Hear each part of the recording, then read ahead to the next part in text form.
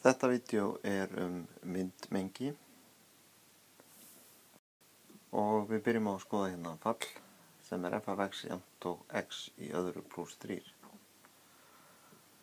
Nú ef við setjum gildistöflu til átt okkur aðeins á þessu, ef x er 0 þá verður þá reiknast það sem 0 í öðru pluss 3 og þá fáum við 3. Hérna. Ef x er 1 þá fáum við jafnt og 1 í öðru pluss 3. Það er 1 pluss 3, það er 4. Svona. Ef x er 2 þá fáum við 2 í öðru pluss 3, það er 4 pluss 3, það er 7. Og x er 3 þá fáum við 3 í öðru pluss 3 sem er 12. Þannig að það sem að við sjáum allavega kannski er það að það minnsta sem við getum fengið út og það er talan 3. Við getum ekki fengið út minni tölu af því að við erum að setja x í annarveldi. Ef við setjum tölu í annarveldi þá kemur út jákvæð tala. Nema ef við látum 0 í annarveldi þá kemur alltaf 0. Og þegar við bætum jákvæðri tölu við 3 þá fáum við tölu sem er stærri en 3. Ef við bætum 0 við 3 þá fáum við 3. Þannig að minnsta sem við getum fengið út það er 3. En við getum fengið eins háa tölu og við viljum.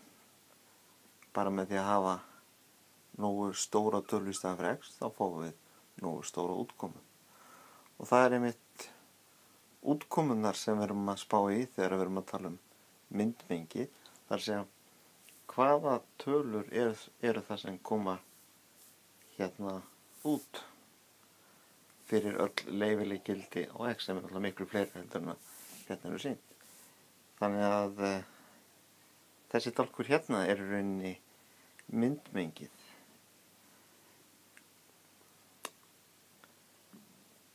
Myndmengi, en hann er náttúrulega stærri heldur en miklu fleiri tölur heldur en eru þarna. Þannig að myndmengið er í rauninni 3 og upp úr. Þannig að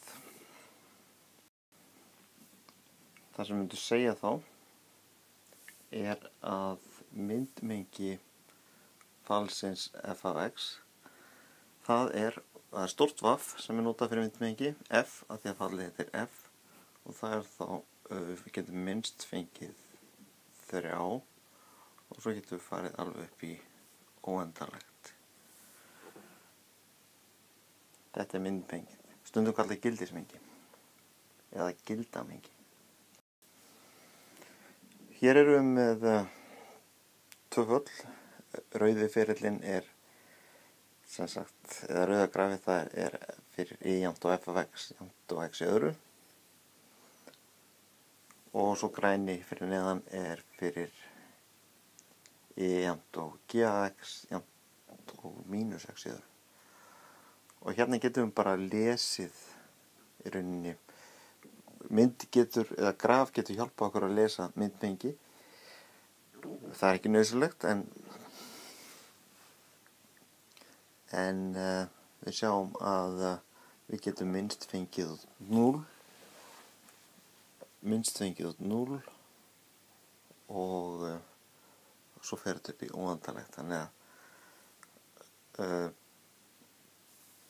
myndmengi hérna verður frá 0 og upp í óendanlegt.